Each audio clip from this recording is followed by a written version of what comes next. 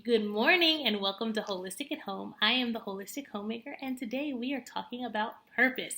So, while I love arts and crafts and love creating, first I am a wife and mama, and that is what inspired me to make this channel.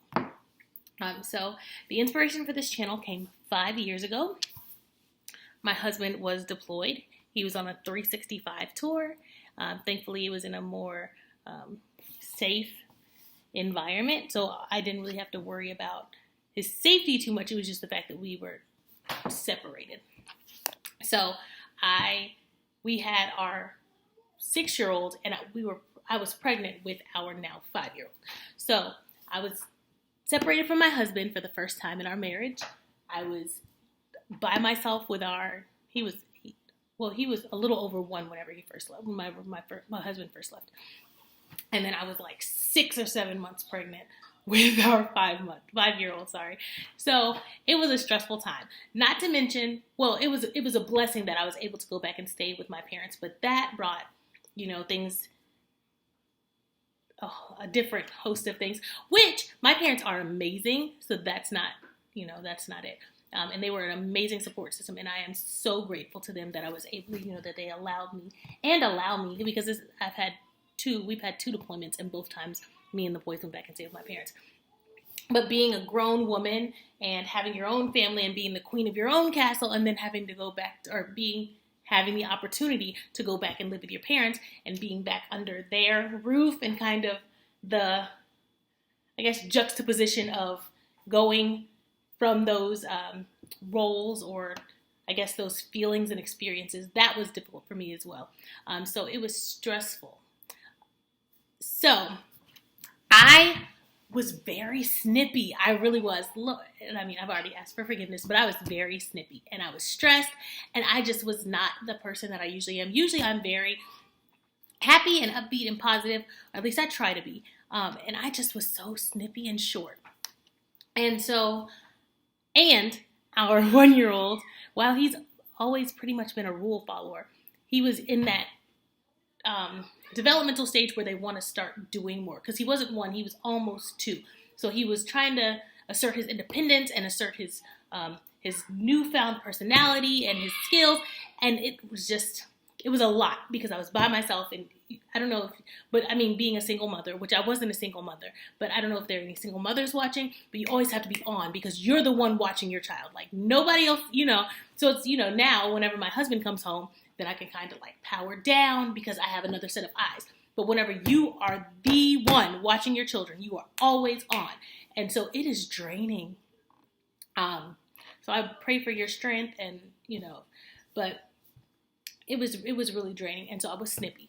And I just came to the realization that is not who I wanted to be.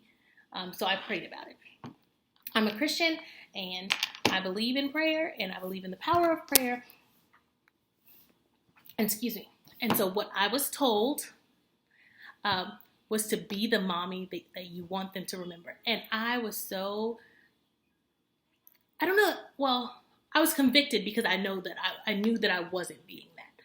But I just felt so touched because first receiving that revelation or information, but that this was something that was squarely in my control. I have to do this, right? And so having something that, while it's a little overwhelming, it's manageable, right? I don't have to be perfect every day, but there are steps that I can take to get me to reach the goal that I have, which is to be, my parents gave me an amazing childhood. And while they look back sometimes and they see some things that they would do differently or whatever, I rarely remember that. They just gave me such an overwhelmingly positive childhood that I just really, I tease my parents about being strict or, whatever. But I had an amazing childhood, and I am so grateful for the childhood that they gave me and created for me, and they shielded us from so many things. And my siblings and I, are so blessed that we were able to have that. And I want to give that to my children. And that is something that is in my control. That's something that I have to do, right? So being the mommy that I want them to remember, that has I guess, created so many different veins of how to get there, right? Because that is the end goal. How am I going to get there? So, eating a lot of humble pie. That's how you get there. Because we're not perfect. Adults aren't perfect. And there's nothing wrong with apologizing to your children. You're wrong sometimes. Sorry, Toots. I'm wrong sometimes. It is what it is. We're human. And how are your children going to learn that it's okay? I mean, it's human to be wrong. Everybody is wrong sometimes, right? If you are right all the time, they're not.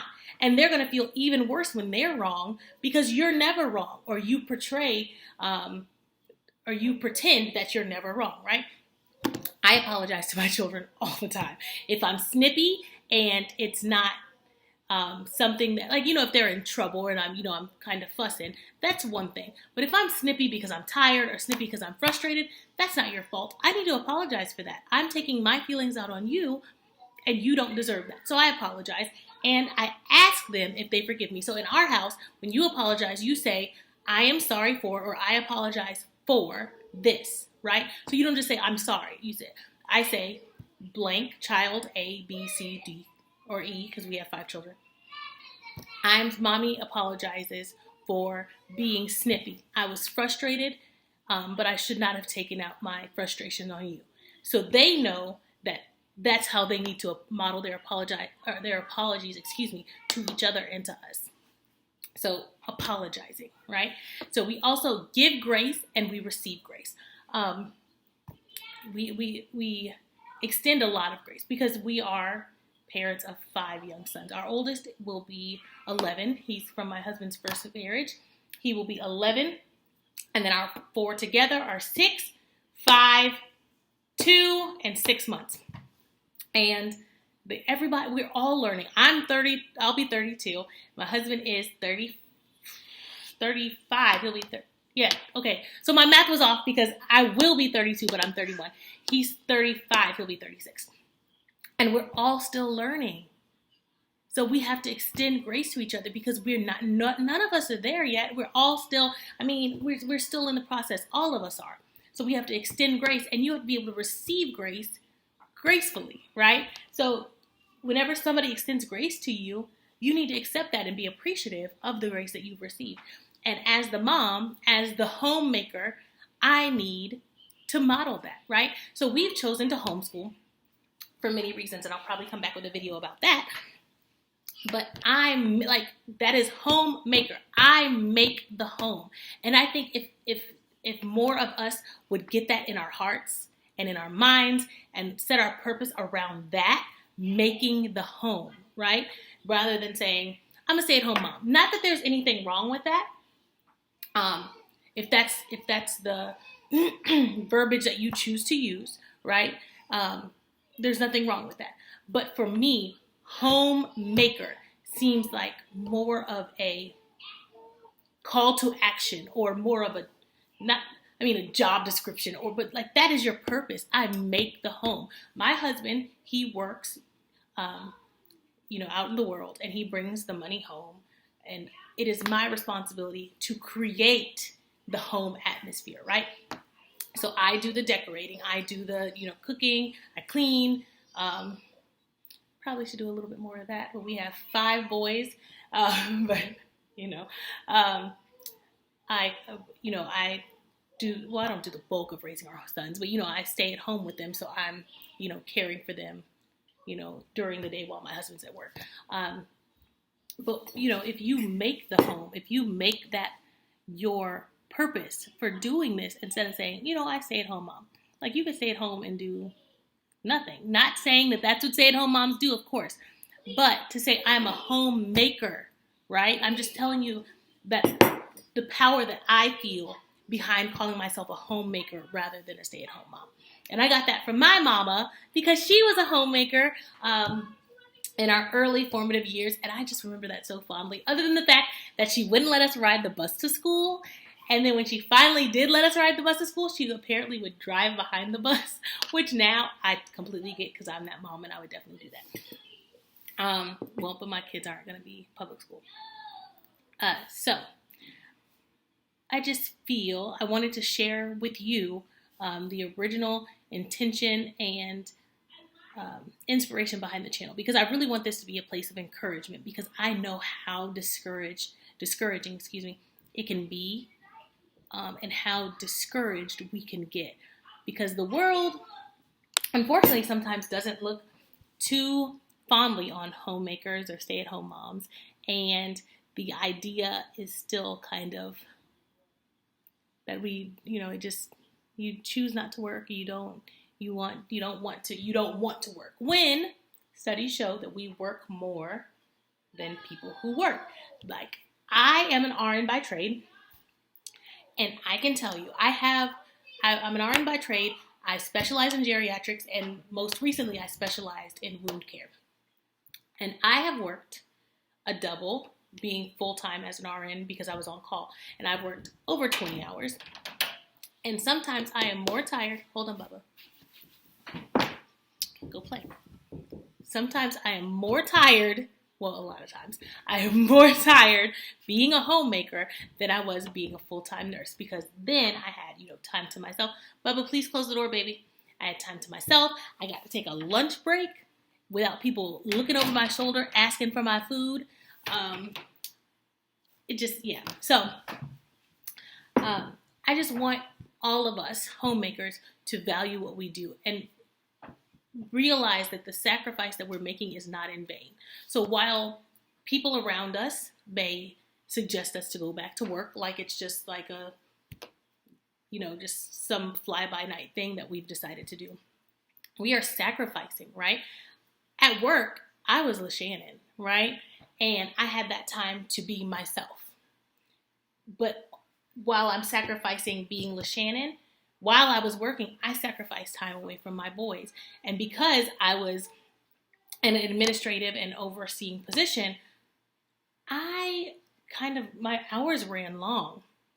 And so there are some nights I wouldn't get home until it was bedtime for the boys. So I saw them, my husband would take them to school, or to take them to daycare.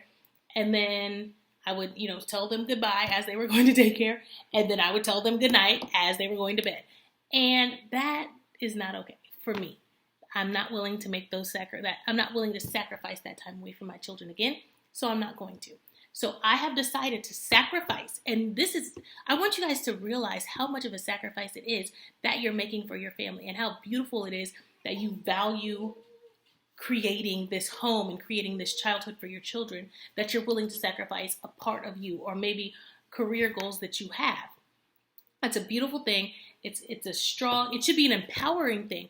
I'm not giving something up. It wasn't taken from me. I've sacrificed this for a purpose. Insert your purpose here, right? So I'm not willing to not see my children's developmental stages, or see their milestones, or, to miss 12 hours out of a day with them and then just, hey, I'll see you later. Okay, good night. I'm not willing to do that again, right? So I have decided that until they are, older, I'm currently in school, so we're in school together. But as far as working outside of clinicals, that's not going to be something that is a goal for me, right? So I'll be doing as much as I need to do to continue on in my nursing programs. But as far as holding down a full-time job, that's not something I'm willing to do right now. So I have sacrificed that part of myself, and I worked hard to have a career, right? So I was a nurse before I got married. And I worked my tail off in backwoods, Missouri. I was the only Black student in the entire nursing program. And we will probably go into the issues of that some other time, but I'm sure you can imagine. Anyways, so I worked diligently to become a nurse. And I was so proud that I did this. I was a nurse, and it was very important for me to earn my career and establish my career before getting married, right? Because I wanted to be able to, nobody goes into marriage thinking they're going to get a divorce, but I wanted to make sure that, God forbid something did happen, I would be able to support myself and, whatever children that came along during the marriage. Anyway, so after receiving my degree, I met my husband, married my husband, and now, we have children. So I was and still am very proud of being an RN. Excuse me. So it wasn't an easy decision it was easy because I'm not going to sacrifice that time with my children, and they are so much more important than that. But I have to reframe my mind every once in a while because I honestly do miss being myself, because whenever you're a homemaker, all the time you're mom or you are your husband's wife, right? Whenever I was working, I was LaShannon, right? I was the wound care coordinator. That's my sphere of knowledge, and I was smart in that area. Am smart in that area, and people came to me for answers. Well, people come to me for answers, as being a mom and a wife. It's quite different doing this than being able to be myself, right? Because here, it's catering to them, but out in the world, I'm reaching those goals for myself, right? Okay, so I also want to encourage you guys not to feel guilty about that. I don't think there's anything wrong with missing being you, but I think that's why it's important to make sure you continue to do things that you enjoy to do. So I enjoy to craft. That didn't make sense. I enjoy crafting, so do what you enjoy doing. I also go get my nails done. They need to be done right now. So I'll go, maybe every other Saturday. My husband will keep the boys at home. I'll go out. It's usually in the morning so that I can grab lunch after I'm done. So I'll go out and get my nails done and get a pedicure, and then maybe go around, look at a few of the shops, and then have lunch, right? And I don't like to be out of the house more than 2 or 3 hours. So by the time I'm done with lunch, I'm like rushing home.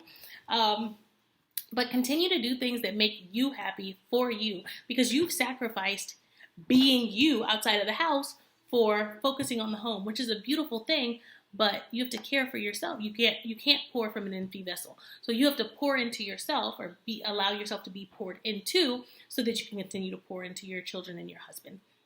And it's important to remember that. It's important not to get forgotten in the sacrifice that you've made. And I can't say it enough that it's a very beautiful sacrifice that you are making, that I am making. You should feel empowered by that.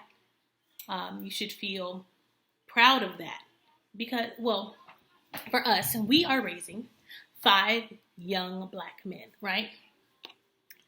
And as I'm a nurse. I am in school. I love knowledge. I love learning. It's important to me to understand statistics, to understand where we are as a nation, not where people want to pretend that we are, where we actually are. Because as a nurse, I can tell you statistically, Black people, ADOS, Black people from America, because it's different for immigrants and for foreign Black people. Black people from here do not get the care that we deserve, and statistically, we receive the worst care.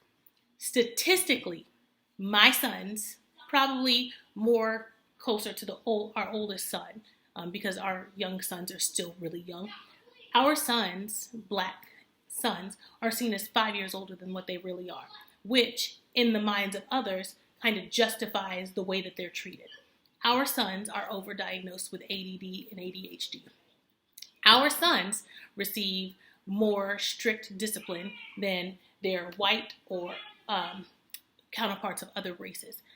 And I'm not willing to sacrifice my sons to this system. That just is not an option for me. So if there's something that I can do to prevent that for as long as I can, that's what I'm going to do. So I have sacrificed working outside of the home for now, so that I can create a safe space for them. I wrote in one of the homeschooling groups, and I think it's called Melanated Homeschoolers, that we need to protect our children for as long as we can so that they can grow tall and strong before the world works to cut them down. And I think that is such a beautiful thing that we are doing, like allowing them to flourish before they get out into the world where they're told that they're not enough, or they're seen as troublesome or bothersome or too busy, because statistically, that's how they're seen. Statistically, teachers don't have the patience with our sons and daughters that they have with other students. Statistically, they look at their behaviors as problem behaviors when in other students they wouldn't be seen as harshly. So it is a beautiful thing that you are doing. I commend you for doing it. You should commend yourself for doing it. You should take pride in what you're doing.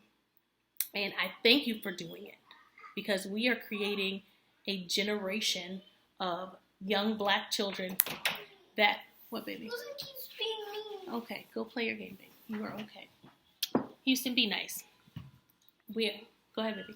We are creating a generation of young Black children that is going to, I believe, that they're going to do amazing things because they have been allowed to be fully themselves in a way that previous generations haven't had to, right? Or haven't been able to, excuse me. So whenever you're like me, I was in public school, and so I kind of, Bubba, Micaiah, close the door, please. So whenever I was in school, Micaiah Justice, I shouldn't have to tell you twice, close the door. Thank you. So having to change yourself, or having to, you may feel like you have to fit in, or you may feel like, for me, I thought straight hair was so, like, I loved the bone straight, right? Because that was what was pretty, right? So in my house now, we are all natural. My husband is in the military, so his hair is, he has a fade. But all my boys have long hair. And at some point, if they decide that they want to cut it, that's on them. And mommy will be heartbroken, but that's their decision, I guess. But we are establishing what is beautiful in this house and for this group of young Black men, right? So you get to create the context in which your children will see the world, right? So my boys get told all the time about beautiful brown skin, and oh, your skin is so beautiful, and oh, look at her skin, just a little brown melanin magic chocolate drop, right? So that is what we're used to hearing. So what do they think is beautiful? Brown little melanin chocolate drop, right? That's not necessarily the way our generation grew up, because that's not, my parents told us that, but like that wasn't, out in the world yet, the way it is now. And it's still not enough now, but it's quite a bit more than it was when I was growing up. So, creating the context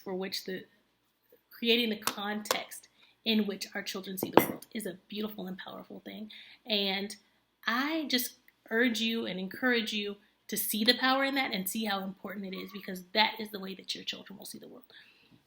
And so I think I'm going to draw this video to a close, but I'm going to tell you a little story so you kind of see that the context that you create is how important it is, even whenever your children are with you. So because sometimes you feel like your children may not be listening, but they really are. So I had seen some videos. I'm sure we've all seen the videos where the Black women are being abused or, mistreated by people of other races. And so I took it upon myself. Me and my husband, we talked about it. We didn't show them any videos, but we just kind of, talked about it, especially with our oldest son. With our oldest son together. He's 6 now, so he probably was about 5, about to turn 6 then. And we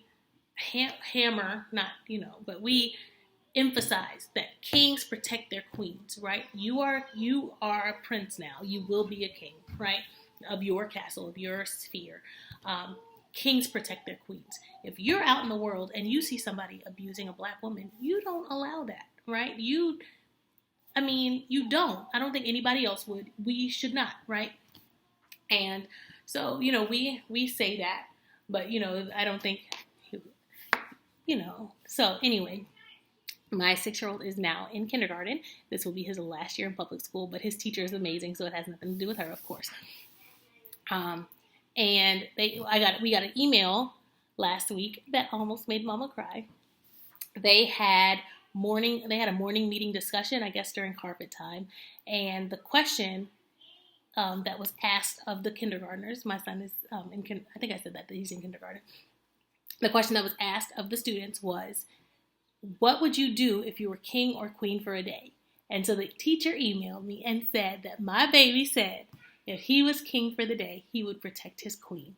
So just remember how powerful it is that you are setting the atmosphere, setting the context, setting the mindset that your student, who is your child, has of the world and how they should behave and what is the normal thing. Because my mom was like, we were all weepy over it, but my mom asked him and was like, trying to make a big deal of it. And he was just like, kings protect their queens. So he didn't, it's so beautiful how nonchalant he was about it, because he didn't think he said anything that he needed to be praised for.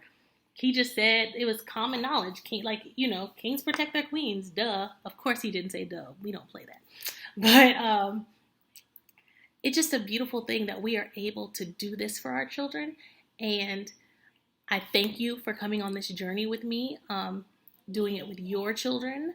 I pray that we all meet the goals and aspirations that we've set for our home academies, our homemaking experiences.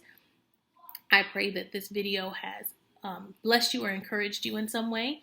I just really want us to be encouraged. And, if you ever, feel discouraged, please reach out to somebody. If it's, you don't know me personally, but you can come to I have a Facebook page, Holistic at Home on Facebook. I am holistic.homemaker on Instagram. You can comment under this video.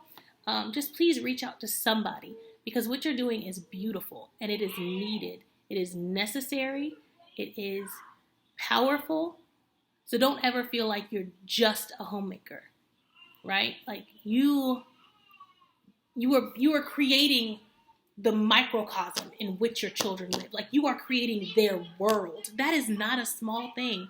That is amazing, and it is honorable that you're doing it. So don't think small of yourself that you don't have some high-powered job, right, or whatever.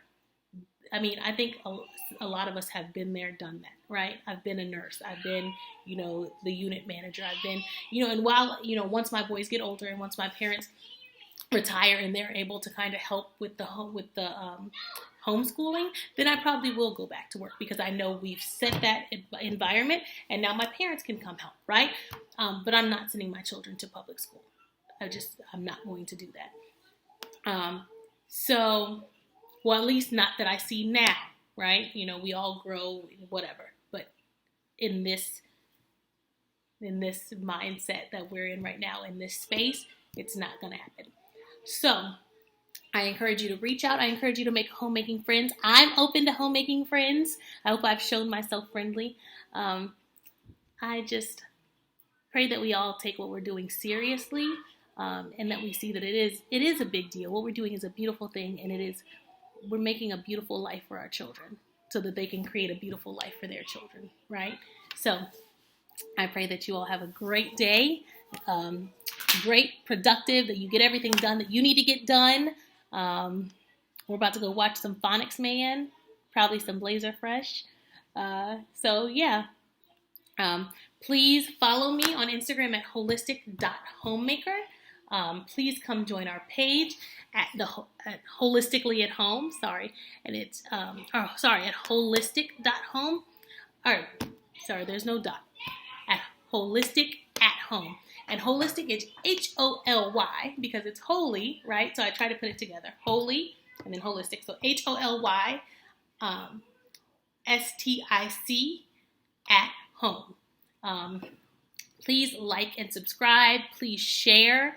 I don't know if any of you guys are in homemaking groups, or if you have a homemaking group, please share. I would love to be invited to join if you guys are in any, if you have any groups, or if you're in any groups, because we can always use more connections, more points of view, and more encouragement. So I need to go start some homeschooling now. All right, I pray that you guys have an amazing day, and that you feel encouraged, that you feel renewed and refreshed and rejuvenated, that we're ready to set this atmosphere for our children, that we're ready to allow our children to grow tall and strong before the world tries to cut them down. And I just think that's a beautiful thing to end on. So let's do that.